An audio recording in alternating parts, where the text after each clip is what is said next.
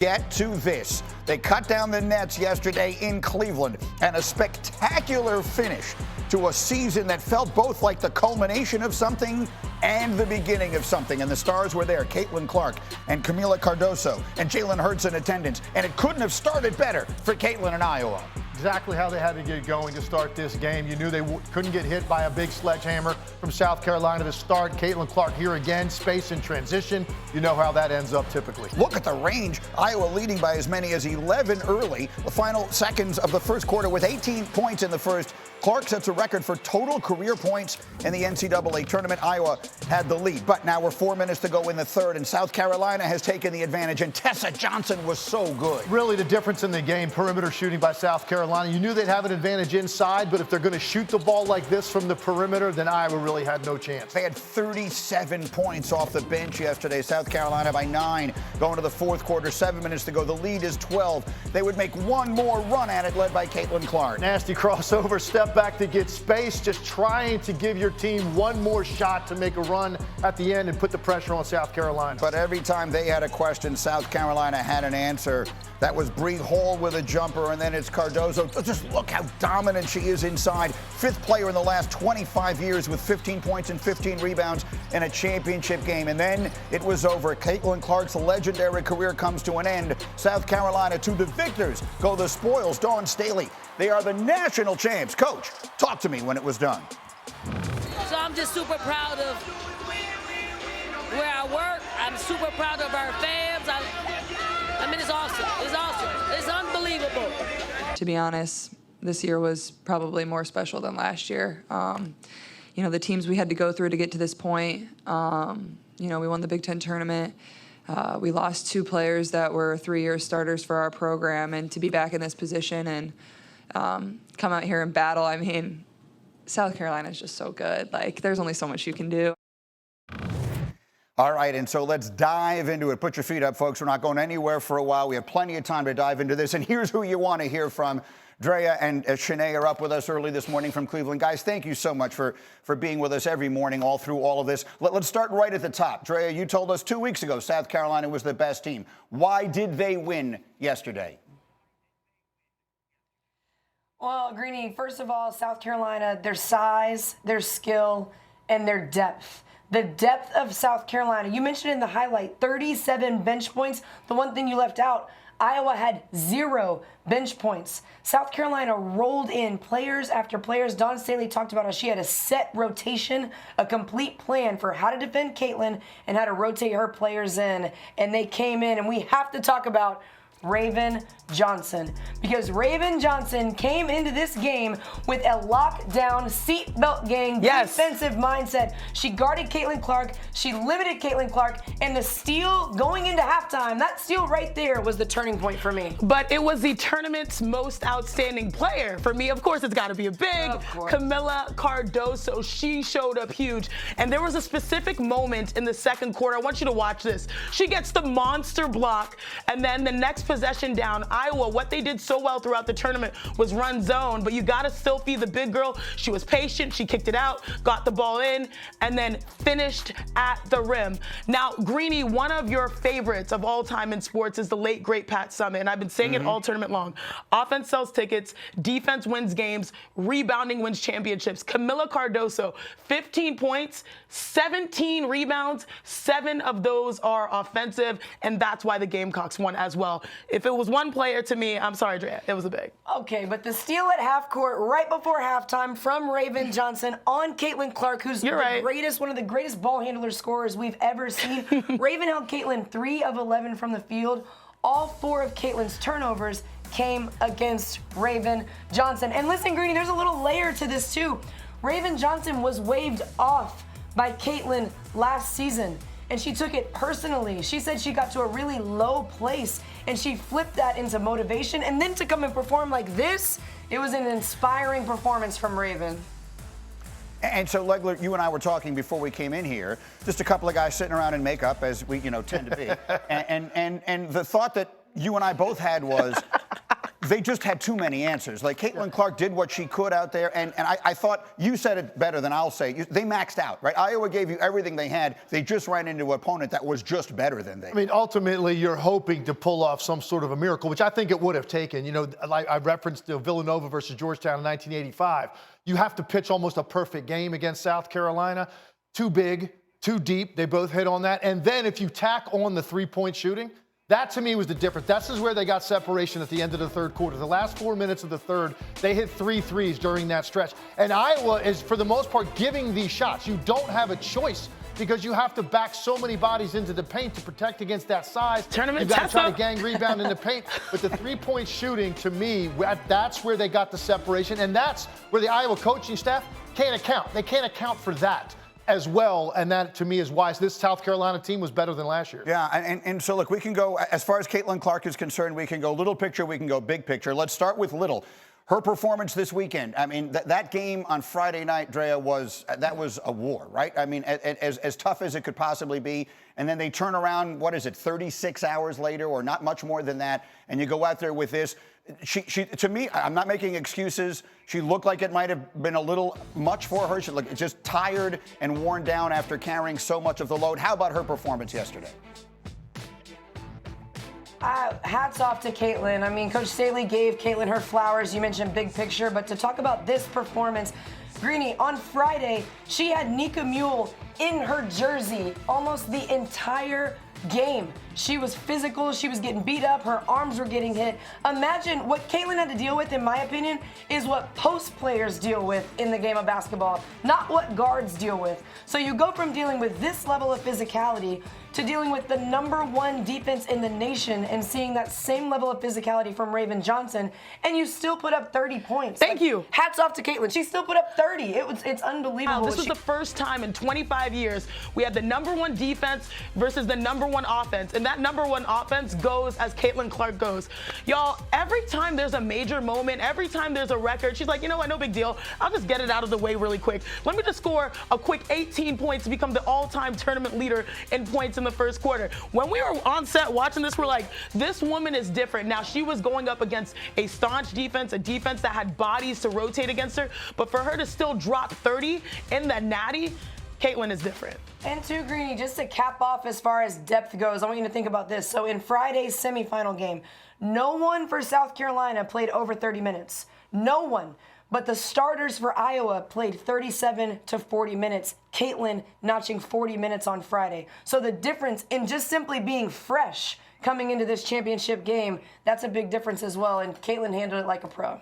Yeah, and so that's the little picture. We can certainly dive into that. But I think the big picture feels more important. And I opened the show by saying yesterday felt both like the culmination of something and the beginning of something. And everyone can see the shirts you guys are wearing this morning. And it's awesome because, quite candidly, that hasn't always been true. And now, all of a sudden, it feels very much true. So, Chiney, I'll start with you. How do we appropriately on this morning put into perspective, now that it is actually over, what Caitlin Clark's season and college career meant? Caitlin Clark is the most impactful player that the game has seen in a generation.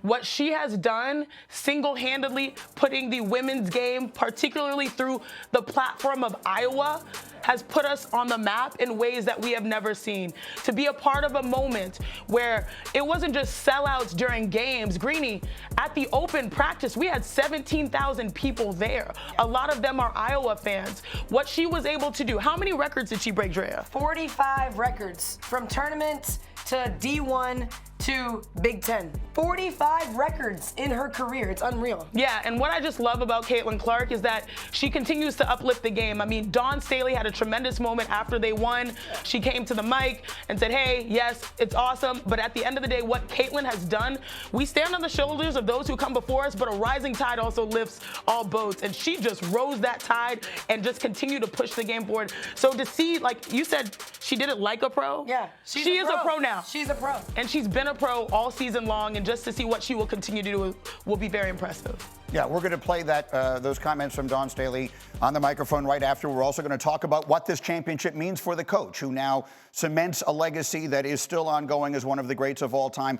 Much more coverage of this game as we go all morning long. Again, Bird tweeting, what a season for Iowa women's basketball. What a career for Caitlin Clark. We undoubtedly watched one of the all-time best college careers, ring or not. Thank you for helping elevate our sport with your play, your poise, and of course your logo threes. I can't wait to watch you at the next level.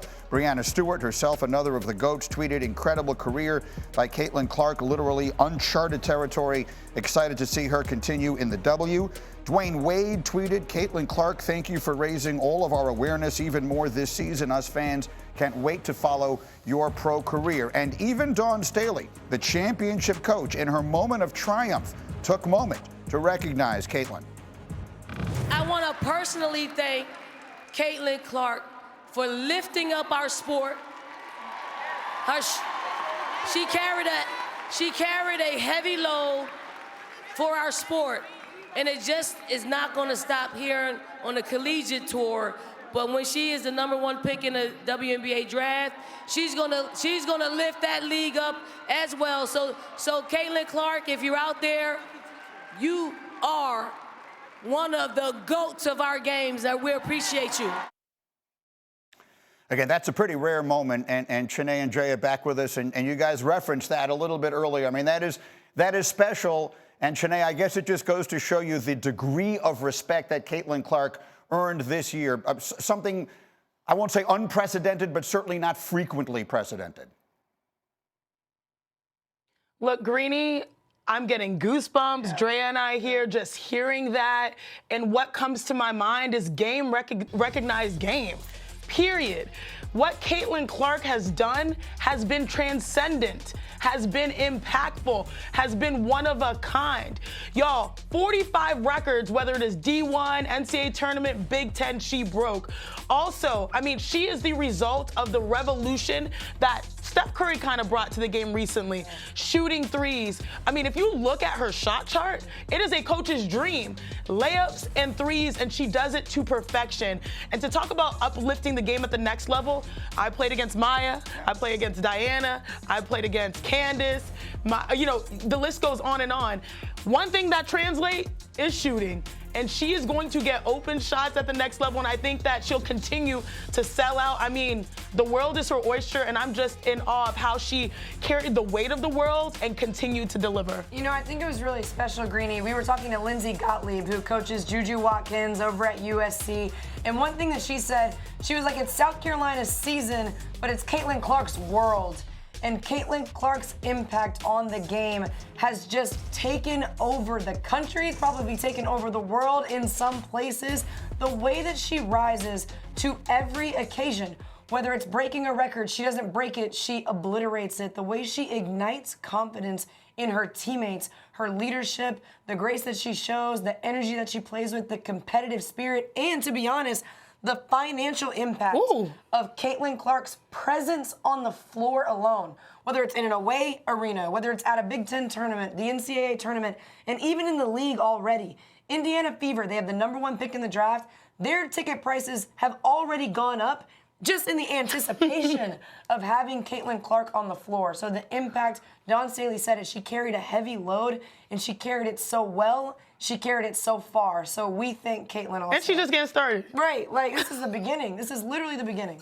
Yeah, the impact that she had on the floor and off, extraordinary. And look, I heard so much of the GOAT conversation over this weekend, and that's going to lead to arguments, and I think all that is fabulous. That's what sports conversation and debate are about. And I'm not the right person to tell you, is she a greater player than Diana Taurasi, Breanna Stewart, Cheryl Miller, Candace Parker, or any of the other greats who came before her. But I am here to tell you that I believe she has had an impact on her sport this year that reminds me, the comparison I would make would be to a young Tiger Woods. I feel like when Tiger Woods came along, I'm someone who loves golf. And I loved golf before it was fashionable for everyone to love golf. And then Tiger Woods came along, and suddenly everybody loved golf. He brought people to the tent who had not previously been interested in peeking inside. And I think that is the comparison, Chiney, for what Caitlin Clark did this year. She brought people to the sport who hadn't been paying attention before. And to do that in a team sport rather than an individual sport like golf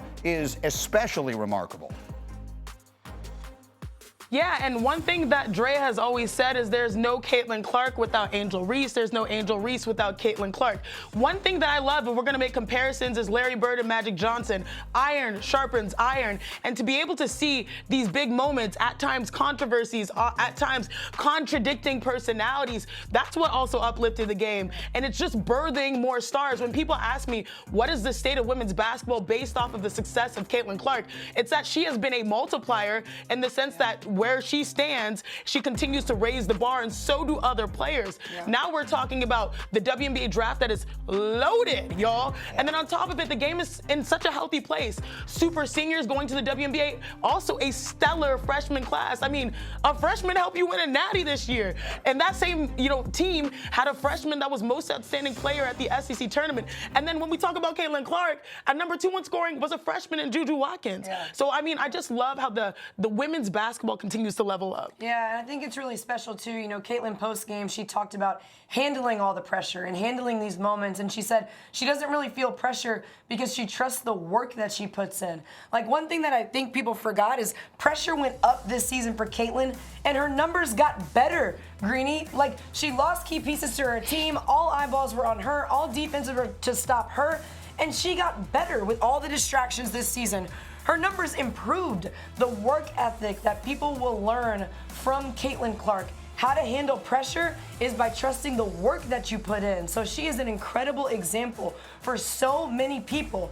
Put in the work, love what you do, love who you do it with, and success will come. Like, for her to shine this way, someone had the nerve to ask me if Caitlin Clark was getting too much attention. I said, absolutely not. She deserves all of this. She's such a hard worker. She's so passionate. She's competitive, and she's taking the college game to the new You're better next than level. me. You're better than me. Yeah, I know. We just got on Get Up, so I'm not going to go crazy. But feel free to go she's going to do the same thing to the W. Yeah. The W is going to elevate. Okay, I said, hell no.